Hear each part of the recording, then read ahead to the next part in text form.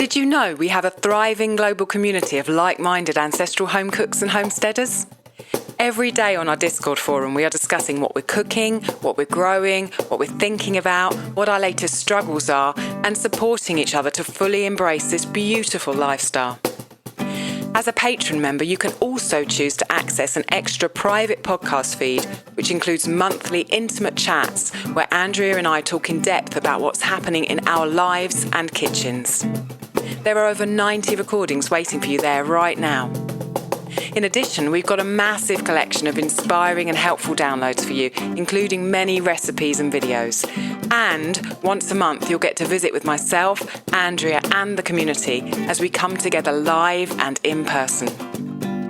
Visit ancestralkitchenpodcast.com for all the details on how to join us. Come, be part of our world and change yours. So many of us come to ancestral foods because of our own or our family's health. We've tried what the mainstream medical model has to offer and we're done with it. We want to look for and work with alternatives. And that journey can be a lonely and fraught one. The world doesn't provide much support for taking this road less travelled, and yet, when doing hard things and making tough decisions, we so need support. That's why I wanted to bring this episode, Taking Your Health in Your Own Hands, to the podcast, to offer perspective, support and encouragement to you wherever you are on your health journey. In it, I'll talk with my husband, Rob. Between us, we've had 40 years attempting to manage our health outside the mainstream. We'll cover what taking your health in your own hands means and why you'd want to do it. We'll share some examples of where we've done this in our own lives, including fertility, digestion, sleep and eyesight. We'll share what you need to be aware of along the way, what helps, how food plays into the journey, how to know when to call in help, the resources we've used, and what this attitude to life and health has given us. We will also, in a special after show for patrons of the podcast, cover applying this philosophy to children, sharing some of the healing journey we've been through with our son. Do check the show notes for details of how to listen to this.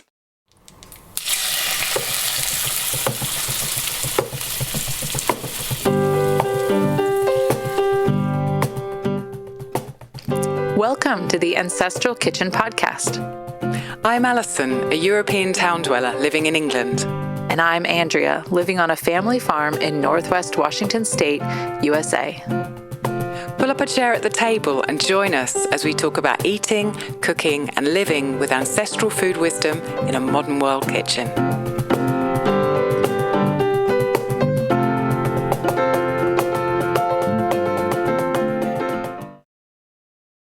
Hello and welcome back to Ancestral Kitchen Podcast. Today we are tackling a topic which is food, but is also so much more than food. The title of this episode is Taking Your Health in Your Own Hands. And I wanted to do this episode because so many listeners are on a health journey. And many of us, in fact, come to ancestral food because of our health, or maybe because of our child's health. I know because I've spoken to so many of you that that's the case. And I was hoping here in this episode we could offer some personal perspective, support and encouragement. And I decided to wheel in my husband, Rob, to do this episode with me. Hi, Rob. Hi. So first of all, let's do the standard. Andrea is with us in spirit, although she's probably asleep because it's actually morning here. We are sitting in a room which is we are surrounded by boxes because we are moving countries soon. I think when this episode goes out, we will have left Italy, but at the moment we are in the midst of packing everything up. So it's quite cosy down here. And we've just had breakfast. So Rob, tell us what you had for breakfast. I don't know about just had breakfast. We got up a bit late, didn't we? It was all a bit of a mess this morning. So what I did 6 o'clock is a bit late. I dropped off Gabriel for school and then came back and then had what I didn't have time to eat of my breakfast beforehand. And that was a couple of spoonfuls of porridge and with some protein powder in it. And what else was there? Oh yeah, there was some cacao beans lying around, and I learned how to, possibly because Alison wanted to test things for her chocolate course so many times, I learned how to shell them unbelievably quickly. So I can sit there and snack on cacao beans. I pick one up, there you go, got a cacao bean, eat it, and then chuck the shells away or whatever. And was there? Oh yeah, and a dessert spoon of goat milk kefir that I tend to have most days, as I am relatively convinced by the science that it will have a positive effect on my digestion. And also, frankly, I like it. If I had as much as I wanted, I think it would probably have a negative effect. But nice. Yeah. So it's really good. I managed to have my breakfast all in one go because I didn't go out on the train to take Gabriel to school. I had porridge as well. All three of us had porridge this morning. And I had mine. I have to try and remember now. What do they call porridge in the States? It's not called porridge. Oatmeal, right. Oatmeal. So translation, we mean oatmeal. But oatmeal here means oats that have been ground in a stone mill. Okay, so English people, we don't mean that. Yeah. Italians, you probably can't understand us anyway. I think most Americans know what porridge is, thanks to Scotland. Really? Oh, okay, fair enough. Yeah. So, I had porridge. We roll the oats ourselves in a hand crank roller mill, or I say Rob does, because he's got stronger arms than me. And I had mine with 1 gram of Himalayan crystal salt and some coconut oil and a heaped quarter teaspoon of reishi mushroom. I've just started taking reishi. I really want to be able to dive into mushrooms a bit this year, both in a culinary perspective and from a health perspective. And I've just started learning about them. And what else? Half a teaspoon of honey. I've just started reintroducing some sugar into my diet very tentatively after the last kind of decade almost of not having anything sweet in my diet, which is actually connected to my health here. I don't think we're going to talk about it specifically, but regular listeners will have heard me talk about that. And I mix it all up together and it tastes like peanut butter. I don't know how, but it's really wonderful. So that's what I had for breakfast, along with a red bush tea, loose leaf, that I boiled up myself. So we've got a lot to cover in this episode. The notes are frankly a bit scary and the length. So we've decided to split up the episode, and in this recording, which will be on the main Ancestral Kitchen podcast episode list, we will talk about our own experience, kind of reference our own journeys and particular things in our own health journeys. And then we will record afterwards a special after show for patrons of the podcast where we talk about our experience with Gabriel. So regular listeners of the podcast may know that Gabriel has had some quite serious health issues since he was born. And after having a life-saving op, we've been on a long healing journey with him. That's kind of a separate thing. And we thought, we could talk about how our philosophy applies to children in that Patreon episode. So if you're interested in listening to that and becoming a patron of the podcast, head over to patreon.com/Ancestral Kitchen podcast. Before we dive in, we usually read a review, and I've got one here which is slightly different today, which is from Marissa McMillan, a 5-star review. Marissa is a patron of the podcast. I talk to her often on our Discord forum, and she has left a review for the Spelt cookbook, which is available at our website, ancestralkitchenpodcast.com. And she says, "This is a wonderfully in-depth introduction to bacon with spelt, an ancient grain which I knew very little about until now. As an avid baker, I have yet to come across a spelt cookbook which is as thorough as Alison's, and have enjoyed incorporating spelt into my daily sourdough baking. Highly recommended for any home baker." Thank you very much, Marissa. It's been wonderful to see your creations from my book on Discord and hear about how you've been getting on with it. I'm super proud of that book. So if you're interested in sourdough baking with spelt, go and check that out. I will put a link in the show notes. Okay, Rob, you ready to dive in? Yes, I believe so. Yeah, okay. So the first thing that I want to do is give a disclaimer and say we are not medical professionals. This is a personal episode that expresses our personal opinions and shares some of our personal journey. Yeah, really, to say that in more human terms, we're not advocating a lifestyle here.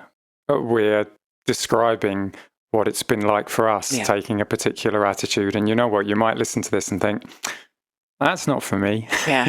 Like, you really might. Or maybe more likely take parts of it and think, actually, some other parts of it are not the way I would want to live my life. Exactly. Okay, so the title is Taking Your Health in Your Own Hands. What I want to do first is kind of define what taking your health in your own hands means. For me, it feels as if the key word is responsibility, and it means taking responsibility yourself for your health, not giving that responsibility over to someone else. And underneath that is a kind of a value that is the belief that you know best about your own body. And I think when I started this journey of taking my health in my own hands, I'm not sure I believed that I knew best about my own body, but I do now. I still feel, I still waver a lot. I still waver in my own confidence to believe that I have the best information on my own body. But I know from the journey that Rob and I have been on, a little bit of which you'll hear, that I've grown stronger, much stronger in that belief. Rob, do you want to comment on either of those things before we move on? Only that, I suppose, being the more, how can I put it, rational of the two of us. Really? The words saying that I believe that I know best about my own body sounds a little bit wishy-washy and not very scientific to me. So I suppose the way I would put it is I would say that every day there are just thousands of little subtle subjective kind of symptoms, I don't know, like just signals that I take from my body, and it's an N=1 experiment. It's really subjective, and there's nothing that you could necessarily conclude that's of use to anybody else. But it is useful to me because my judgment of how well I'm doing in any situation is also subjective. So, as a kind of as a life philosophy, it makes sense to me both in terms of the signals that I receive and also in terms of the way that I feel about the result. I hope that made some sense. Yeah, I think it does. And it's fine for you to be kind of less wishy-washy. That's fine. Sorry, I started with an insult. No, that's not an insult. We're a good partnership, you know? Well, I think probably there is more to this world than just science and definitive answers, but there's a time and a place for them in my decision-making process, and maybe the very first introductory paragraph to a podcast isn't it, from my point of view. Yeah. Okay, so let's now talk about why you would want to take your health in your own hands. And I think the first thing that I think around this is that I believe that our medical model of care is great for emergencies, but not so great for other types of illnesses. And, you know, we've kind of, both of us have seen that.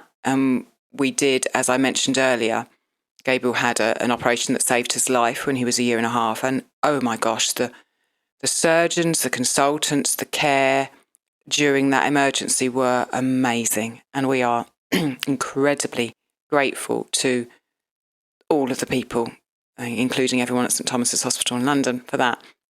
But when it comes to not emergencies, our experience is quite different. And I also feel that there's this idea of once you're kind of in the net of mainstream medicine and drugs, you can't really get out very easily. Once you've been prescribed this and that and this and that, it's very difficult to extricate yourself away from that. Well, essentially, you're outsourcing your health. And as anyone who's ever run any kind of business knows, once you start outsourcing something, it's extremely tiresome to then have to go, actually, I'm going to stop outsourcing it and I'm going to do this really tedious piece of admin or whatever it is. Trying to take those things back under your own control is very, very difficult after you've been relying on someone to just completely organise them for you. Yeah. Exactly. Do you want to take the other things that we noted down here, Rob, and talk about those? Self-determination. For example, it's taking responsibility, and I use the analogy of poverty. So poverty can sometimes be something that is it can be completely beyond your control, right? You're very, very poor, you have no money, and there's nothing you can do about it. It can be, basically, that can be the same with your health. Your health can be very, very poor, and there is almost nothing you can do about it. But the thing is, in both situations, it is possible to take responsibility, to ask yourself, right, what am I going to do about this? I've got no money, or my health is very, very poor. What can I do at this point? And it's that attitude makes an enormous, absolutely massive, massive difference. And it doesn't necessarily mean that suddenly you're a millionaire, and it doesn't necessarily mean that suddenly your health is perfect, but it can make a huge difference to your results, and certainly cumulatively over time, even if it means saying, I take responsibility for my decision to go to the doctor and have an operation.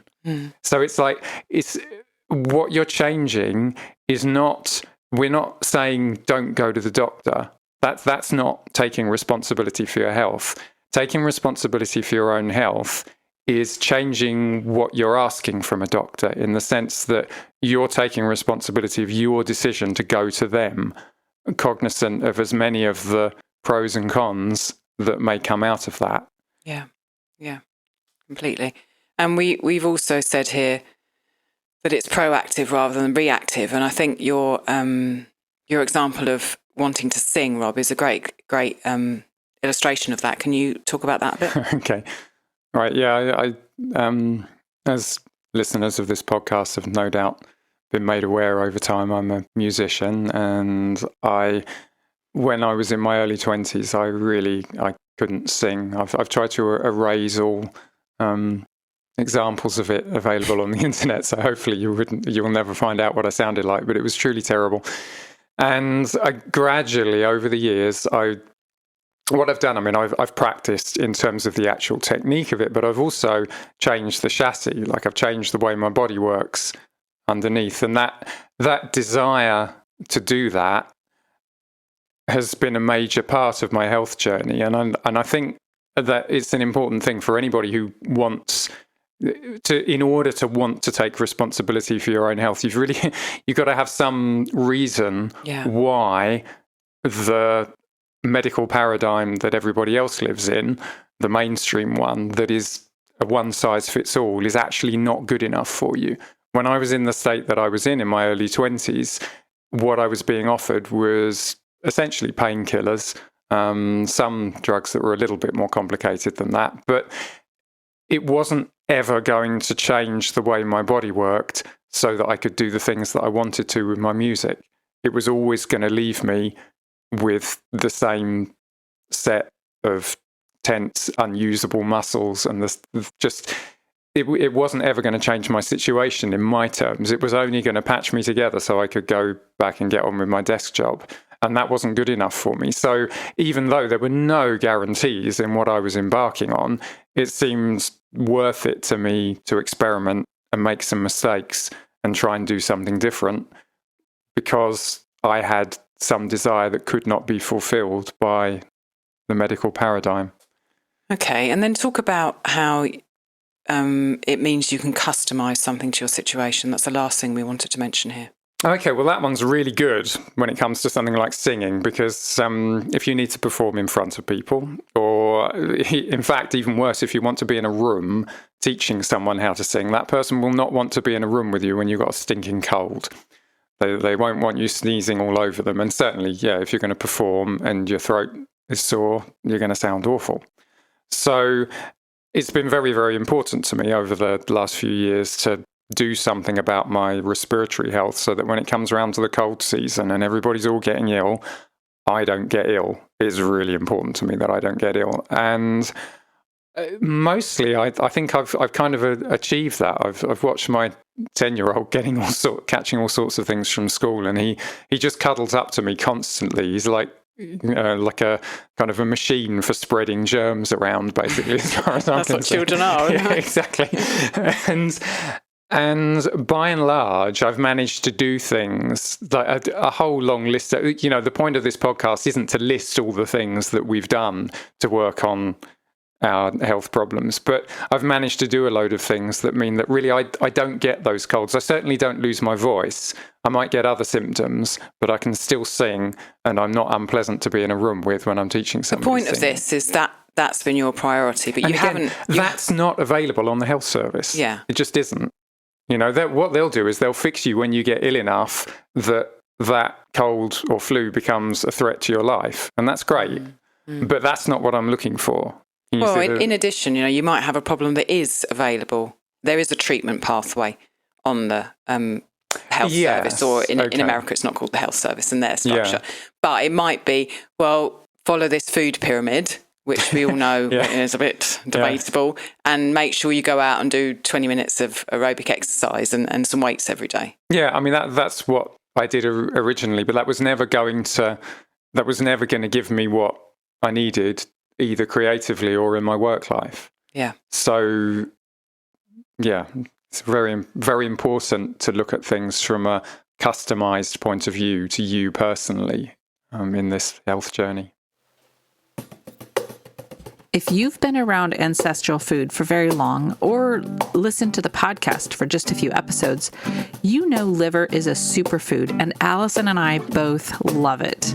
You're looking at a food packed with vitamins A, K, a broad spectrum of B vitamins, CoQ10, bioavailable iron, plus many essential minerals. Liver is your first stop when seeking to gain energy and restore your health. Not only is it a delicacy and staple of traditional diets, it's the first thing most animal predators go for when they're hunting.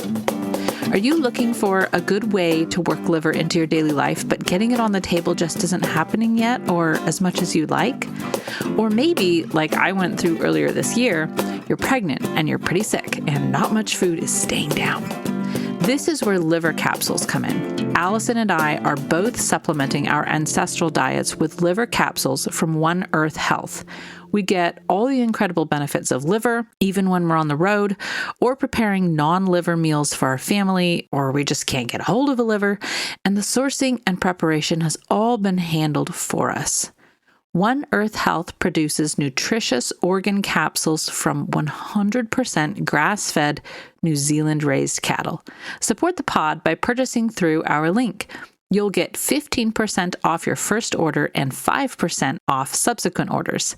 Go to ancestralkitchenpodcast.com/liver or check the show notes.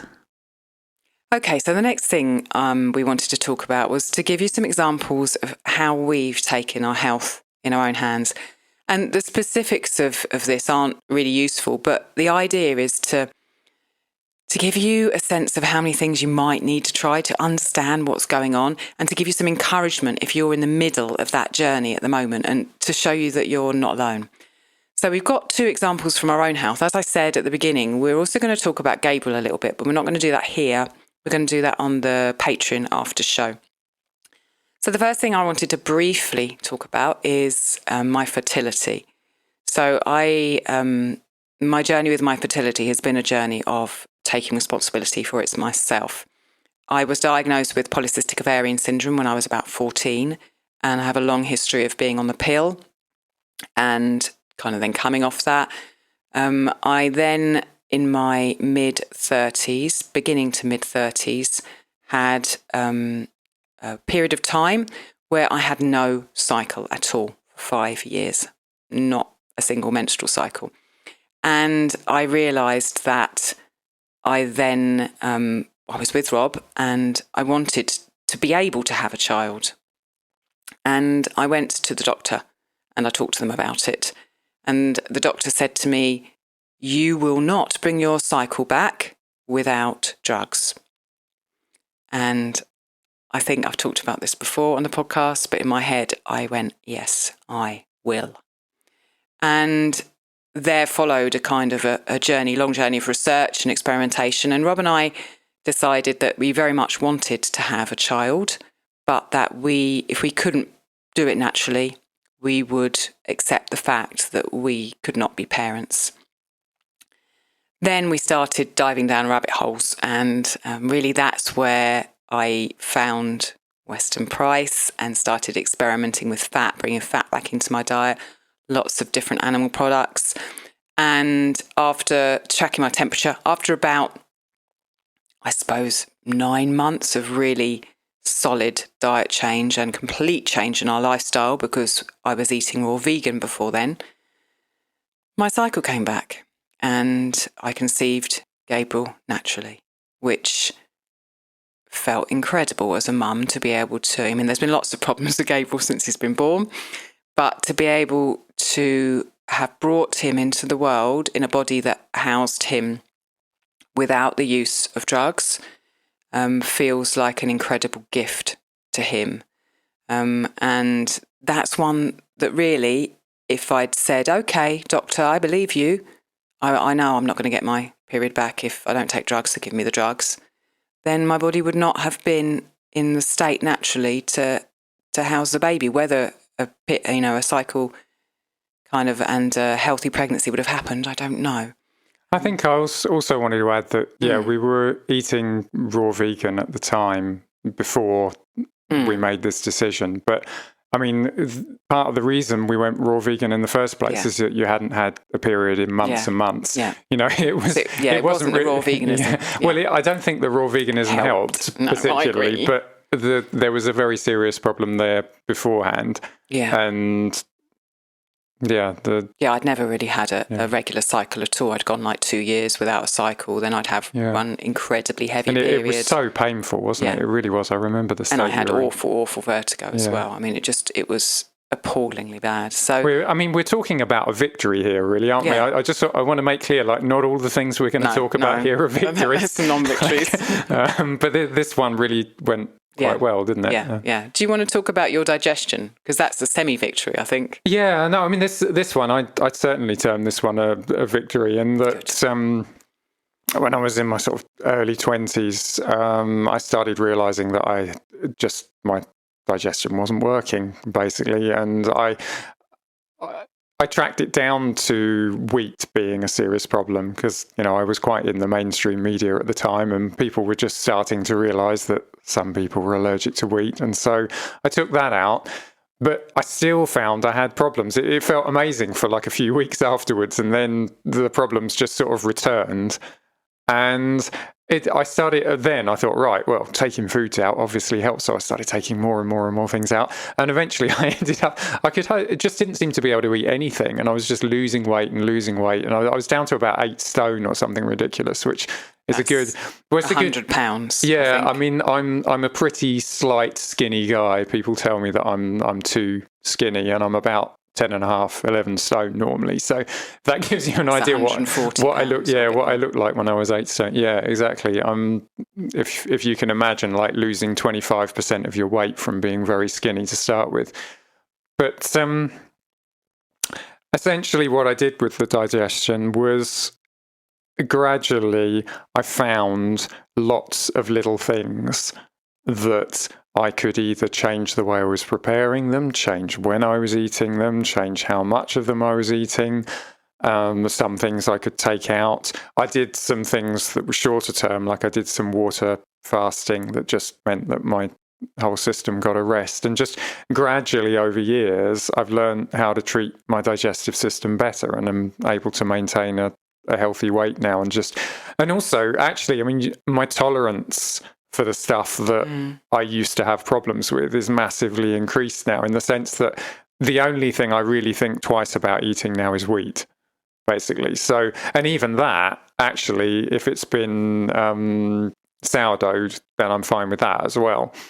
Mostly you're fine with that. Yeah. Well, this is it. I think if I had it every day, I would have a problem with it. But it really doesn't limit me much in terms of what I eat when it's available, and when I'm out, for example, and that kind of thing.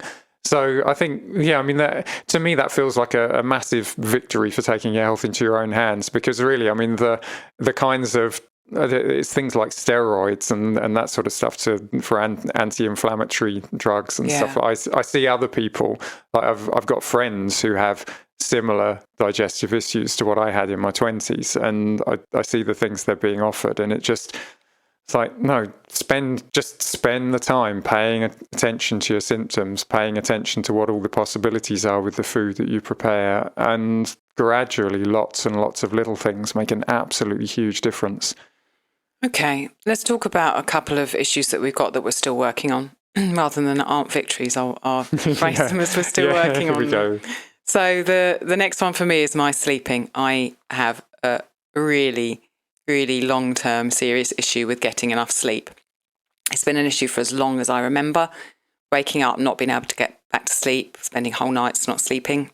We have tried an incredible amount of things and done so much research around this over the last decade. I've taken lots of different herbs, combinations of herbs. Some of them worked and helped, but the side effects of them were unacceptable to me. I've taken lots of vitamins and combinations of vitamins, mitochondria support. We've done incredible stuff with light and screens. Listeners probably know I have no iPhone and hadn't had for, more than 5 years now. Our light bulbs in our house are different to standard light bulbs. I am ludicrously protective around my bedtime routine. I mean, our bedtime routine is incredibly delicious and lovely. That I really don't try not to do any work. And a lot of these things help, don't they? They really do help. They make a difference. They do, certainly. We eat at 5. We're reading usually by 7, and then we're in bed reading at like 8, and then we're out, lights out by 8:30. And that really does help. You're right. I know, because sometimes when there's an emergency and I have to do something later than that, or our routine is messed up, I don't sleep. We've worked on stabilising my blood sugar through the night. We've worked on liver support in many, many different ways. I've done a lot of nervous system and trauma work with kind of spirituality, edge, and people who are working on calming the nervous system. At the moment, we're working on histamine, which you might have heard in earlier episodes this year. That's our edge. The point about this is it's not the individual things. I can't list all the things that I've done to help my sleep, but the point is how many things I've been trying over the last decade. And we're not there yet. It's better, and a lot of the things have moved it in the right direction, but it's a vulnerable kind of point for me because we're still working on it. And I'm now approaching menopause, which anyone who knows anything about menopause, one of the things is that you don't get any sleep. And so I'm like, I really wanted to have this sorted before going into menopause. And now I've got another variable. There's always so many variables in these things, isn't there? You're like, if I could just control the variables, but I can't. And menopause is approaching. And so I'm still working on it. It seems that kids aren't a controllable variable. No, they're not a controllable variable. I didn't realise that. Okay, talk about briefly, Rob, your eyesight.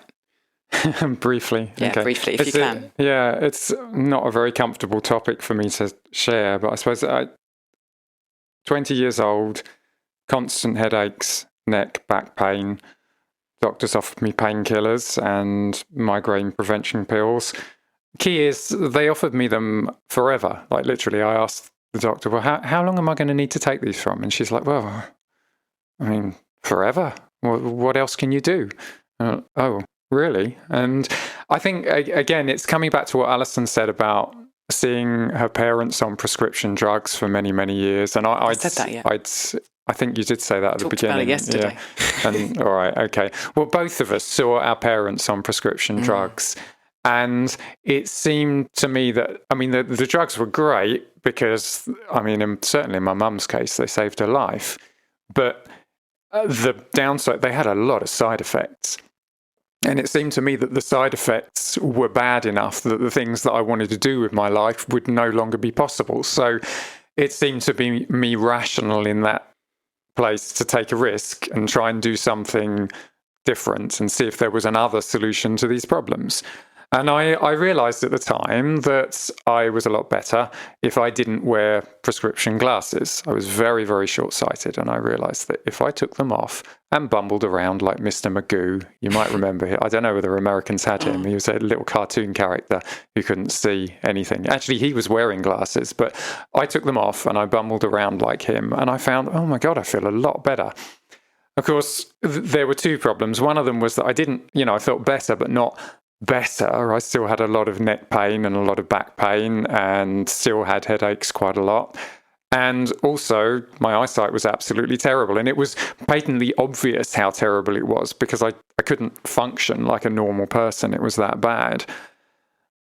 I will not go through the whole long list of things that I have tried in the intervening time to improve that. Alison went through a lot of hers. But we're talking like 20, 25 years of just patiently going through as many things as possible. And food's been a huge part of it. That digestion thing I talked about earlier, that's been a massive part of it. And the end result, now, my eyesight has actually improved a lot in the sense that I can now, I'll never drive, right? I don't think I wouldn't be legal to drive, but I can read the train departure boards, so I can still get around. And I don't have the mannerisms of someone who's very short-sighted. I certainly don't have the headaches, and I don't have the neck and back pain, and I don't have the associated tension that was ruining a lot of my musical activities, which used to upset me a lot. So, and it's been a huge limitation and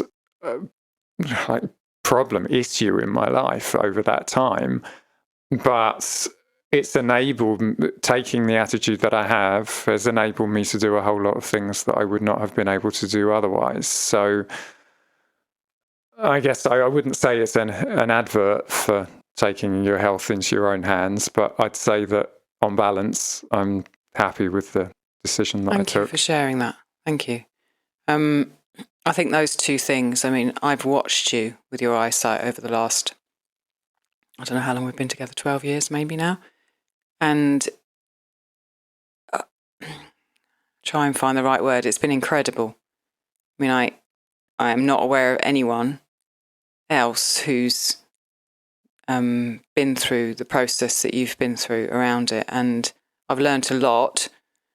I've also very often been frustrated with you for not taking the mainstream path. But I know what that entails, and I know from my own experience what that has meant and hasn't meant for me. So this is the path we're on, right? Well, yeah, I'm a rather unusual 40-something in the sense that my eyesight seems to just gradually get better, and everybody else's is gradually getting worse. Including and mine. That's really strange to watch, actually. Just everybody around me, it's all getting a bit more uncomfortable and a bit worse. And I feel like I've kind of got an expectation of it, like sort of week by week, month by month. I sense tiny, tiny little improvements on what was going on previously.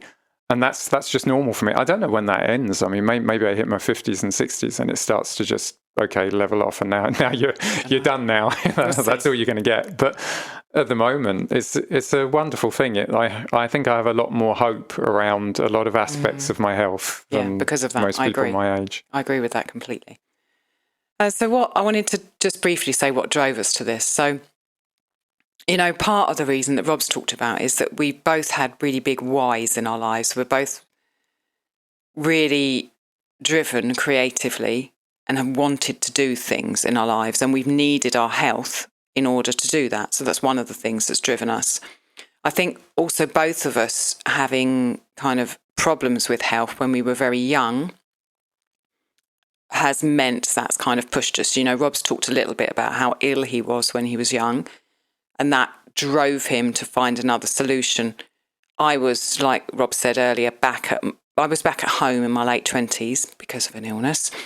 And I was just astounded watching the pills that my mum and dad were taking and how often they were going to the hospital and all the people they were seeing and all the complicated tests. And I saw that. And I saw also what it was doing, particularly to my mum, the blood pressure tablets she was taking and the side effects of those, and how they were impacting her life. And I just looked at them and I thought, I do not want to be like this when I'm that age. If I can do anything to stop that, I'm going to.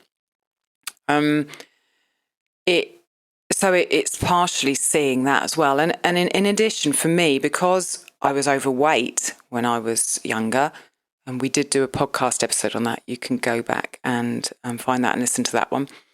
The fact that I lost that weight myself without taking any weight drugs, without having my stomach stapled, without going to any class, that gave me a kind of a belief in my own ability to heal. And I think probably Rob's experimentations with, taking wheat out and taking foods out, we realised, both of us at an early age, that we could make a huge difference to how we showed up in the world. And that has given us the ability to carry on doing it as well. Yeah, I mean, you get the positive feedback from, I just did something that nothing mainstream told me to do that. The doctor didn't ask me to do that. No, none of my friends and family told me to do that. What happened was I read a book from the library. It literally was reading books from the library. We hardly even had the internet when I started with this journey. And it was like, that's an interesting idea. Or you just did something on your own instinct and hunch. And it works. And you're like, oh my gosh, okay, let's try again. And of course,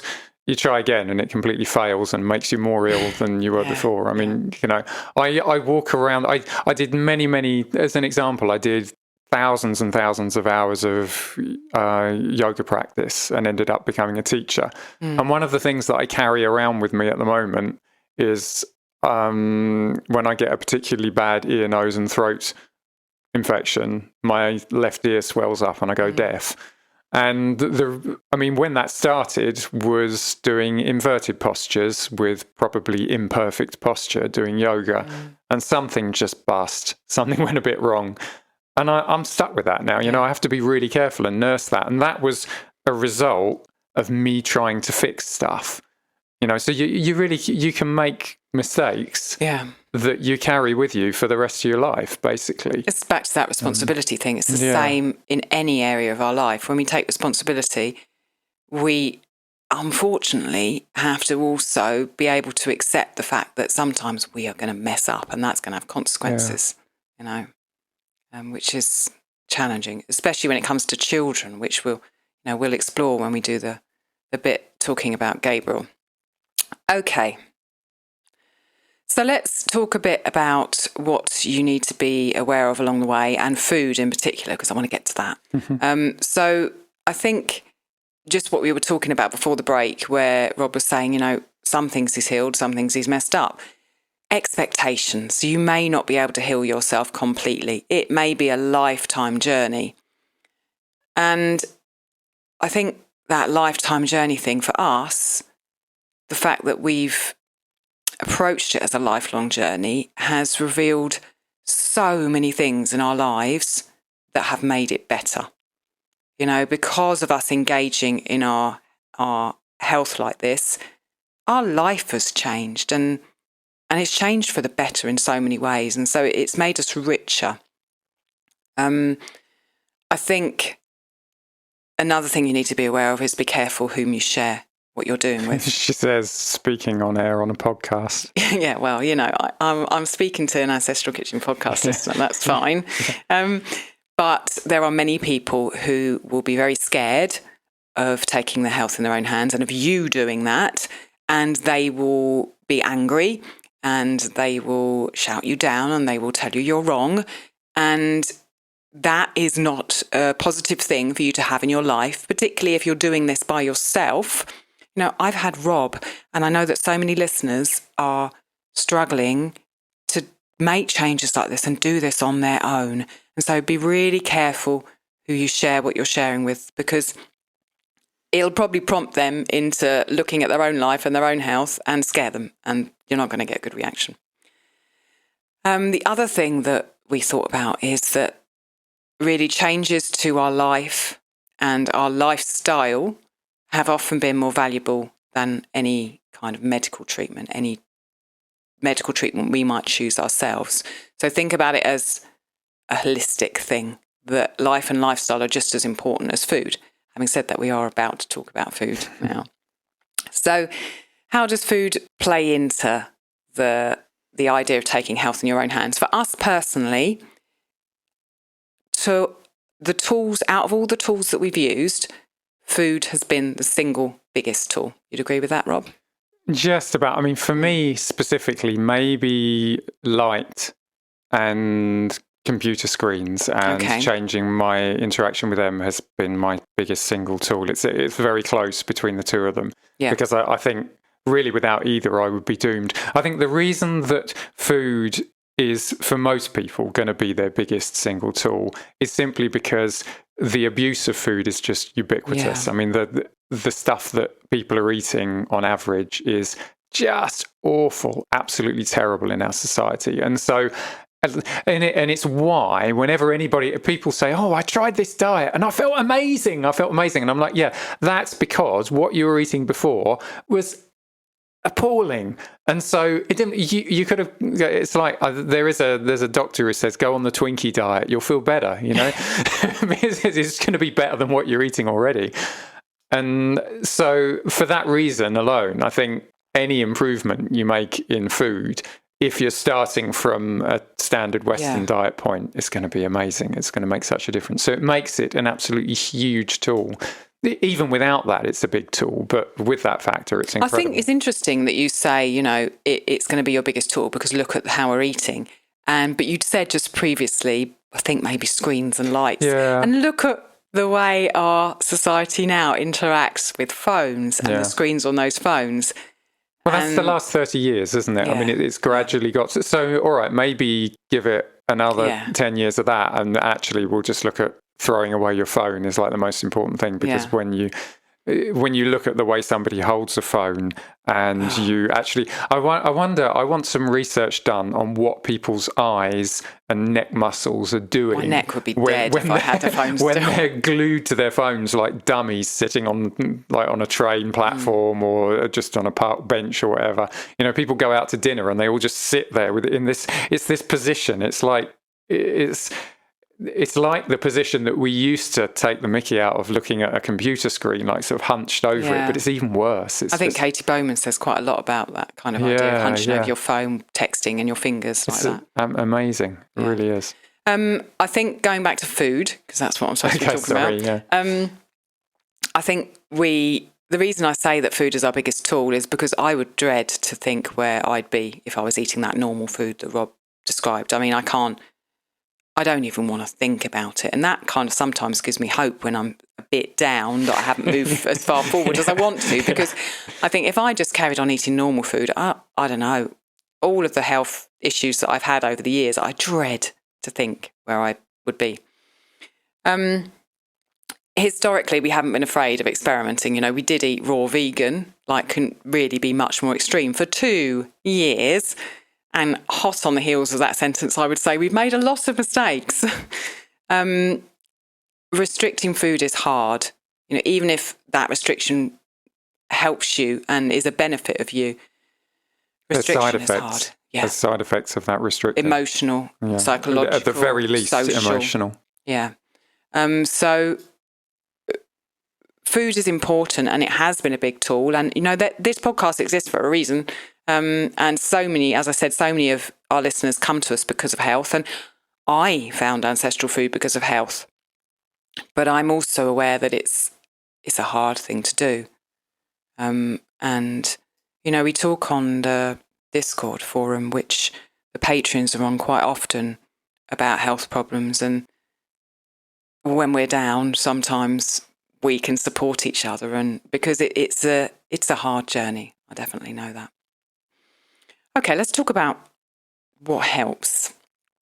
So, leaving food aside for a moment, both of us believe that working on other kind of non-food, actually even non-health things can help.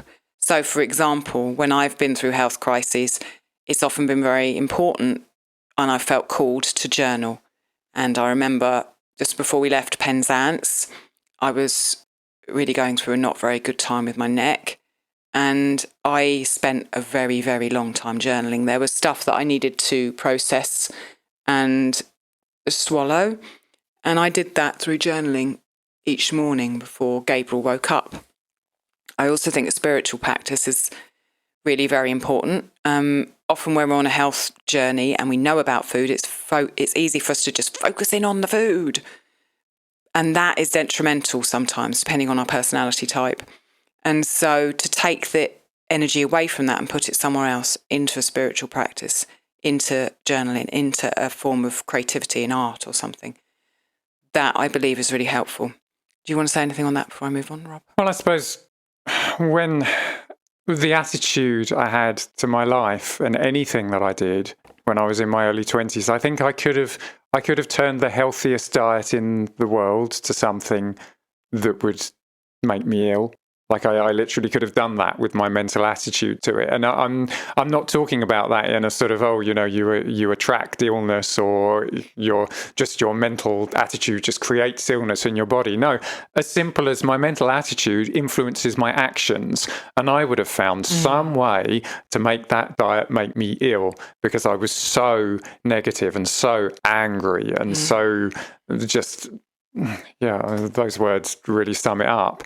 And so, I think that those practices and, creativity, just realizing the things that seem pointless in your life and yet you are drawn to do them up to a point, and I've probably pushed that point too far, but up to a point, they're really, really useful, because they influence your decision-making process and get you out of ruts that you're in. And so maybe in that way you can turn even an unhealthy diet into something that you're able to thrive upon. Yeah, that's an interesting point, and something that we could talk about for a very long time, I think. I just say yay for pointless things. Being a type A personality. Yay for pointless things. You say it, but I'm sceptical whether you mean it. I do. I want to mean it. I want to mean it. I mean it. I'm better than I used to be. Come on. Okay, all right, fair enough. Okay, next point is an obvious one, but I'm going to say it. Mind and body are not separate. They are one. Having an understanding of that, and I think the more you experiment with a holistic viewpoint, the more you realise that mind and body are not separate, they are one. And that informs, hopefully, everything. Who wants to be healthy and miserable? Really? Healthy and miserable? Yeah. Well, that doesn't hold any appeal to me. No, nor me. I don't want you to be healthy and miserable. Hey, you washing the dishes. Been there. You've heard Alison and I talk over and over about her love of rye sourdough bread. Well, I might actually call it an obsession, but that's neither here nor there. Now you can make Alison's rye sourdough in your own kitchen with her as your teacher. And she's a really good teacher. Rye is economical, it's delicious, and full of nutrients and low in gluten. There's a reason why it has been a darling of bread bakers for centuries. Make it into sourdough, as Alison will show you in her course, Rye Sourdough Bread, Mastering the Basics. And you've got an amazing, tasty, and nutritious staple in your kitchen. It's traditional and it's nutritional. In this course, you'll learn everything there is to know about how she creates and maintains her rye sourdough starter, all about whole grain sourdough rye, including the key differences between baking with rye and wheat, how to make 2 loaves, an everyday rye sandwich bread, and a delicious Russian-style dark rye loaf, and what to do with your sourdough discard, including video walkthroughs for sourdough pancakes and a tasty, sweet, spiced cake. Head to www.ancestralkitchen.com/rye. Okay, next one is give yourself grace, because this is a challenging and not supported in our mainstream culture journey. So be kind to yourself. Don't compare yourself with other people. Some people have been somehow given incredible health and they can abuse themselves in incredible ways. That's not me. And if you compare yourself to them, you will make yourself miserable. So please don't. Again, we come back to the analogy with money. There's some people who are they are born into or have stumbled upon a way of acquiring enormous wealth or fame, or Some people have worked, but some people just get it. Exactly. But some people just get it. And comparing yourself to them is like, comparing yourself to a lottery winner, it's an absolutely pointless activity. It's a hard thing to do. It really is. The same with health. The thing you can do to stop comparing yourself is use social media less. Okay, yeah. Because if you actually talk to someone who you think has got good health over the table with a cup of tea, you'll find there are things most probably in their life that you think, oh, I'm glad I don't have that. I'm glad that doesn't happen to me. But if you just see them on social media, you're not going to be able to talk to them like that. So stay off social media as much as possible. Amen. Okay. Have patience. It may not be, but it might be a long, long journey. And I know it's easy for me to say have patience. I have many times not had patience, and I struggle with it every day. But that's a practice, definitely a practice. And the last thing that we've got here... I think to some extent the journey's got to be worth it, succeed or fail. I think really that's the bottom line. You've got to be wedded enough to the ideals of trying to solve this problem, whatever that problem is, carrot or stick, it's solving a problem or grabbing for something that you want, that it's worth that process, that any small victories that you may achieve they're worth it, whatever they are. Yeah. And any steps back that you take, well, you accept that as part of the learning process. And if you're willing to do that inside yourself, I mean, it probably the same thing applies to anything, really. Well, it definitely applies to this, taking responsibility for your own health. Yeah, completely. I wanted to talk here about the difference between massive, massive leaps and small changes, because massive leaps are hard to maintain and also can have very serious, big consequences because they're massive. Whereas small changes, repeated often, are so effective in a health journey. And it's hard, it has been hard for me to accept, I just did this little thing and it's going to make a difference, because it doesn't necessarily, change something immediately that's obvious. But I do know, looking back, that those things together, when they're applied with persistence, and it's easier to apply them with persistence because they're small, can be really effective. Okay. Let's just briefly talk about when and where to call in help. And there's a difference here between acute and chronic issues. We'll probably touch on Gabriel's acute issues in the after show and talk about, when and where we thought about and did call in help there. Here we're talking more about chronic issues. So remember, if you call in help, it doesn't have to be a standard medical doctor. There are functional medicine doctors, there are herbalists, there are naturopaths, there are many, many alternative practitioners. I would say when you've got health issues that are so complicated and there are so many things all tied in together and it's difficult for you to isolate anything, sometimes it can be helpful to have a practitioner with experience who can come and help you untangle that mess.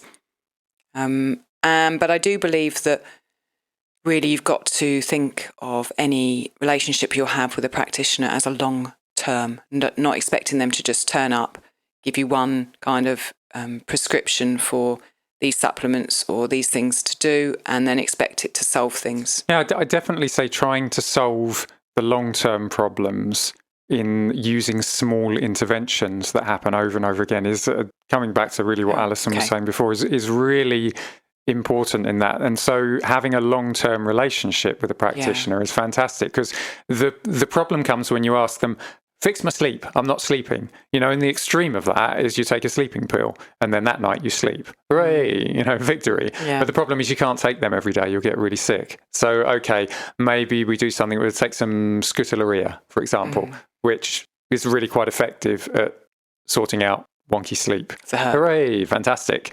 The only problem is that might have some side effects if you do that like forever. So why don't we work on your evening routine? Why don't we work on generally your calmness? Why don't we work on your blood sugar levels throughout the day? And so if you ask your herbalist or naturopath or whatever to help with those things, then probably a good naturopath will look at you and go, well, actually, you should change this, and this, long term. And they might give you something for immediate relief, but basically they're going to want you to work on the long-term things, because those are the things that are going to keep you healthy. And so, the ideal for going to a practitioner is that you ask them for something that is going to be minimum intervention and that is going to actually last and help you long term, rather than solve my problem, help me solve my problem. The problem with modern medicine isn't modern medicine. The problem is what we're asking it to do every time. That's the sentence that I would like to put in some kind of quote bubble. And someone else can Instagram that. Yeah, not me. Okay. Don't like that. Just told us not to go on social media. Yeah, I like that a lot. The problem is not modern medicine, it's what we're asking it to do. That's completely true. Okay, let's move on. Let's talk about the resources that we've used just briefly. So podcasts have been a really effective resource for us. We don't listen to so many at all now, but when we first got together, we were just downing the podcasts. Chris Kresser, Ben Greenfield, I'm sure there are tons more now on nutrition and health, but we learn an incredible amount from podcasts, just general and also on specific topics. So I think that podcasts, I would say that, wouldn't I? Well, they're good because you don't have to look at a screen to imbibe the information, and that's important from my point of view, certainly. We've read a ton of books. How many books have you read, do you think, on this subject? I can't even begin to, my Kobo Books account is monstrous. It's absolutely enormous. And audiobooks, and we've ditched our entire physical book collection several times during botched moves. Yes. And I'm looking at boxes around me now and praying. Deliberately clearing out books that, with hindsight, are a load of rubbish. And oh my goodness, yeah. I had a lot of them too. But because the information's here now, it's there, and so you really can learn a load of stuff that is completely wrong and learn a load of stuff that is completely inapplicable to your situation, and finally get a few nuggets of information that are good. Yeah, agreed. I've also drawn heavily on the work of practitioners who've created bodies of work that combine mind and body. So I've worked with people who've developed programs that integrate modes of thinking and trauma and the way that you are in the world with your health. And Rob and I actually met at Alexander Technique College, both training to teach Alexander Technique, which is a body of work that combines mind and body. Yeah, it also caused me to run out of money, so I had to stop. Yeah, and we both stopped anyway. Yeah. Anyway, okay. Do you love oats? Want to try your hand at a traditional Scottish oat fermentation? Soooo's is just that. It was made in Scotland for centuries and will give you both a creamy, easy-to-digest porridge and a tangy probiotic drink. My video course, Soooo's the Scottish Oat Ferment, over at the Fermentation School, will guide you through everything you need to know to create these two ancestral foods in your own kitchen, no matter what equipment you have. Head to ancestralkitchen.com/Soooo's, ancestralkitchen.com/Soooo's, SOWANS, or click the link in the show notes to get a 10% discount automatically applied. So let's move on and talk about the things that this attitude towards our health and our life have given us.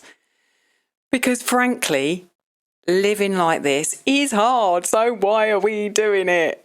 Rob, do you want to talk about what you talked to me about yesterday in this carrot section? And stick?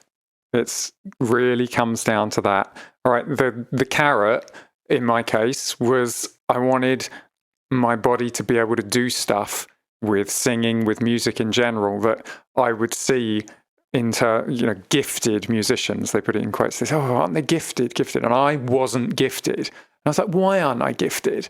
Like, I understand that now. I really get like why, to a great extent anyway, why these people are gifted.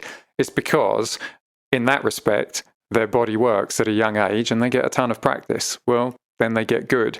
And I get comments about my voice. Like, oh, you sound so gifted, you know, and it's like, no, actually, in my case, it wasn't a gift. It's just that the qualities that people associate with somebody who's gifted, they actually, what they are, is they're a body that works properly and a lot of practice. And so most people only acquire that when they're kids, but I acquired it later in life because I was able to reverse a lot of the things. So that's what it's given you, this ability to actually sing how you always wanted to sing. And what about the pain levels in your body? Not so bad. Not so bad. I can. Basically, if I make a mistake, if I, for example, I'm putting some videos up on YouTube at the moment, so I'm looking at a regular LED screen, and if I spend too long on there, and I do it without my blue light glasses, and too long is not very long. Like, genuinely, it really isn't very long. But I do have some tolerance for it now, and I can do what I need to do and get off there. But if I get a bit carried away, I can hurt myself. I can also hurt myself sort of posturally by doing too much work typing or something like that, you know. So I can mess it up and I can upset myself. But on a general day, I mean, if I go out for the day and I just like go and have a pizza with my son or something, or, you know, it doesn't hurt. Nothing hurts. I'm fine. No pain levels. And really, yeah, exactly. Genuinely, to me, that is an immense victory, because the pain levels in my 20s, I can't tell you. And it's so long ago, and I just have these vivid memories of dreaming of pain. Dreaming, you know, the way your dreams interpret something that is painful and find a kind of a dream scenario, and that's what it was like. So I mean, to me, like I said, carrot and stick. There was a carrot there of what I wanted to be able to do in my life, and there was also a stick that I was at that age, and I just thought, really, you're telling me I have to be on painkillers forever, just regularly, and some migraine prevention pills that widen the arteries in my head? Like, why are the arteries in my head constricted in the first place? What's going on here? Like, it didn't seem to me like a big leap. But the thing is, what I really want people to take away from this is that therefore, to take a risk and do a whole long list of stuff that isn't in the mainstream, that was a rational decision for me. If I'd have been somebody else, if I'd have been one of my friends back there, virtually everybody I knew, they were going off to earn an awful lot of money doing some of them quite fun and interesting jobs, and their health was holding up, no problem.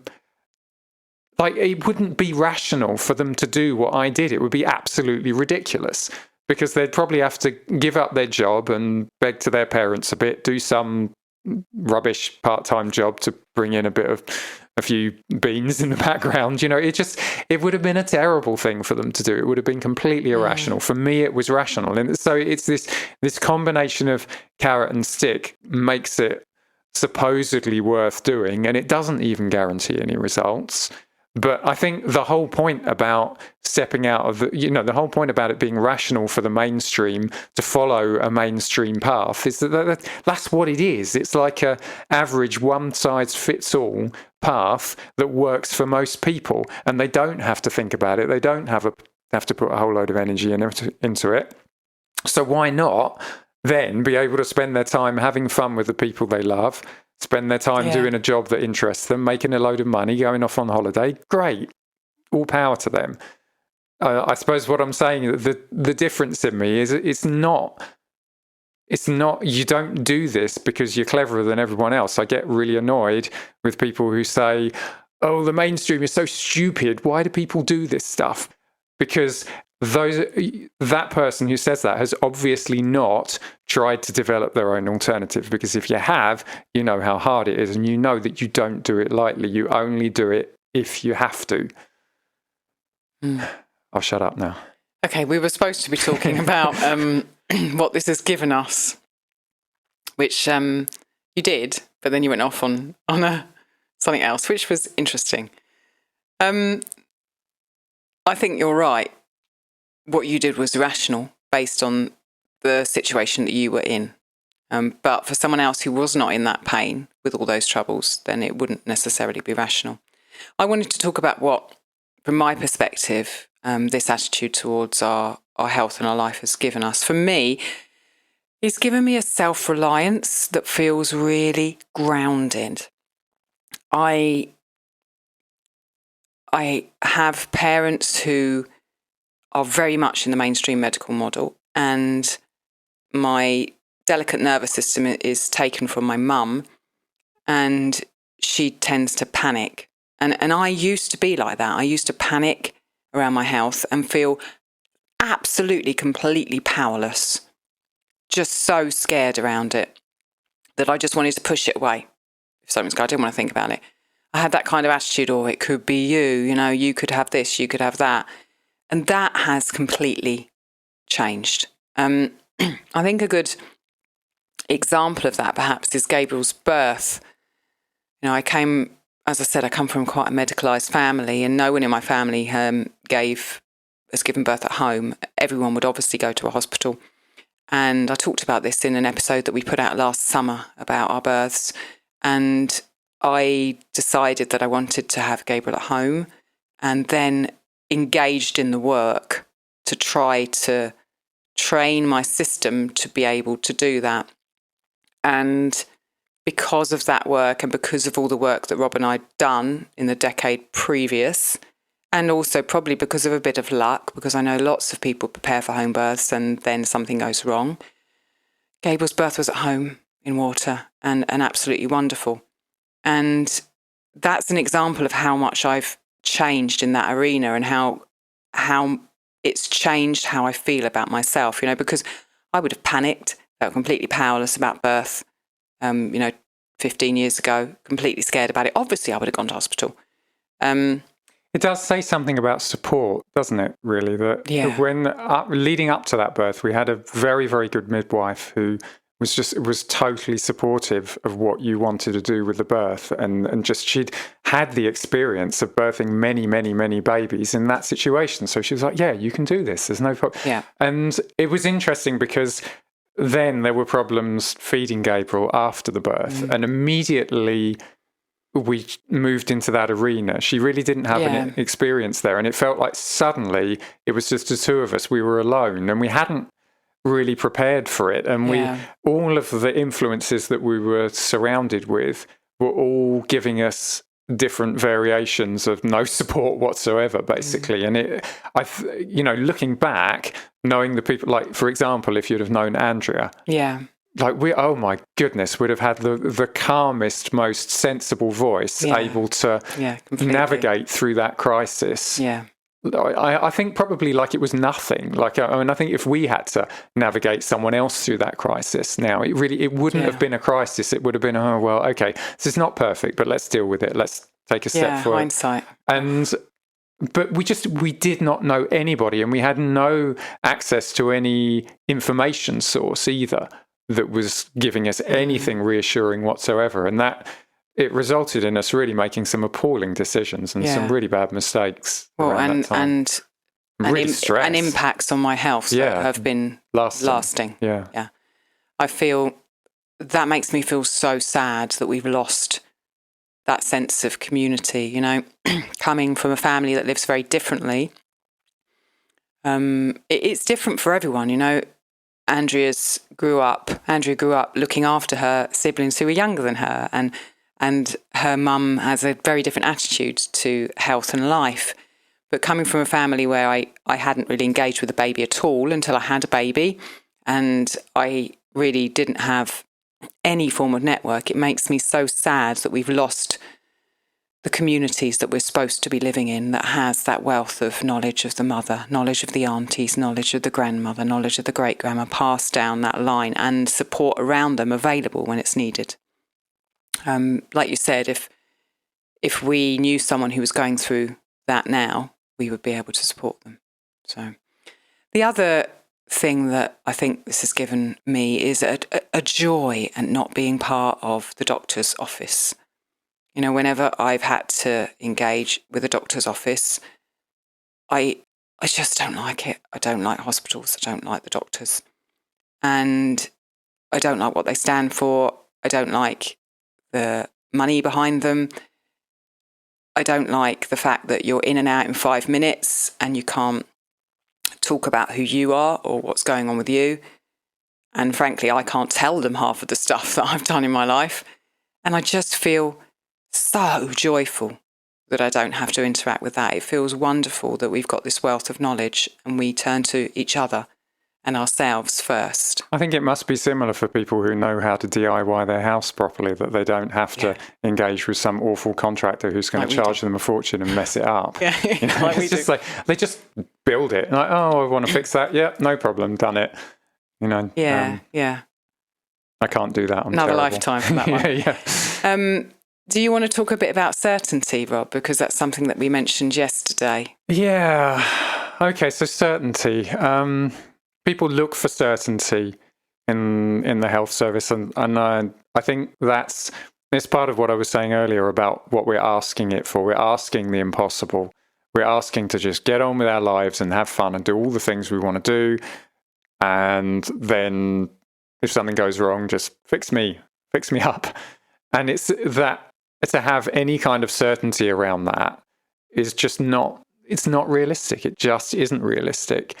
And I think often people ask the same thing of alternative health and of preventative health, and it's not going to happen. It's really not going to happen. And once you realise that, once you see it as an uncertain journey that you navigate your way through, and sometimes ask the help of the medical profession, and sometimes ask some naturopath or herbalist or alternative practitioner, sometimes do some research, pay attention to your own body. You know, you've got all these options available, and probably far more than you would have had 50 years ago now with the internet. It's fantastic. Yeah, completely. And I mean, more than when I started. Like, as I said, I got a book out of the library on a diet to heal my digestive issues back in like 2002 or something. Like the internet really wasn't where I went to look for things. I looked on. They still had a microfiche. Do you know what a microfiche is? Yeah, I remember those. Yeah. And I ordered a book from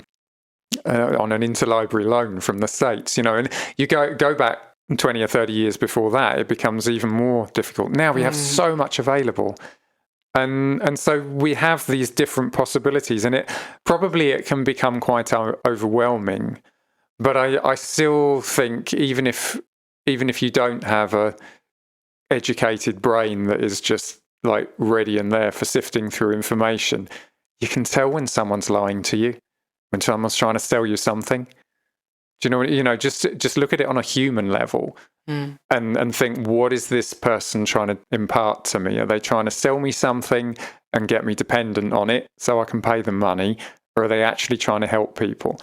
And that, I think, is probably more valuable as a criteria for whether you take somebody's word for it on something or not, than actually sitting there and sifting through the facts, you know? Okay, so I'm going to wrap up, and we are going to continue recording over on the Patreon feed, talking about how we've extended our values to a little one, to Gabriel, and what we've experienced and learnt through doing that. He's 10 now, for anyone who's Well, I would familiar. say, just to wrap up, good luck with whatever health journey you are on. Be kind. Do seek supportive people. Come over on to our Patreon if you want to. The Discord forum is full of incredibly supportive people who chat every day and share information. And now let's head over and we will record something about Gabriel on the after show. Thank you to Rob and to everyone listening for this episode. Thank you.